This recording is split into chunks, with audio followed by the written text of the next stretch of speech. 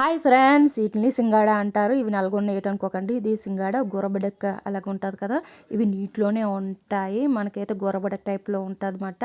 అందులోంచి వస్తుంది. దీనికి అయితే ఎక్కువగా యూపీ, బీహార్, వేరే ప్లేస్ అండి. ఈ 3 ప్రదేశాల్లోనే దీన్ని కేతి వేస్తారు. అంటే పంట కింద వేస్తారు అన్నమాట పొలాల్లోనూ.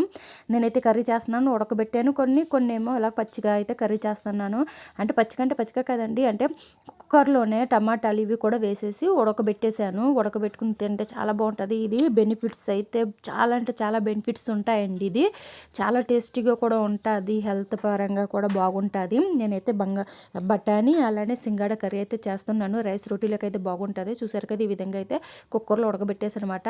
కొన్నేమో తినడానికి, కొన్నేమో కర్రీ అయితే చేశాను అనమాట. టేస్ట్ అయితే చాలా బాగుంటుంది. మన ఏరియాలో దొరుకుతుందో లేదో నాకు తెలియదు. ఒకవేళ దొరికితే మాత్రం ఇది ఉడకబెట్టుకుని తిన్నా పర్వాలేదు, కర్రీ చేసుకున్నా తిన్నా పర్వాలేదు.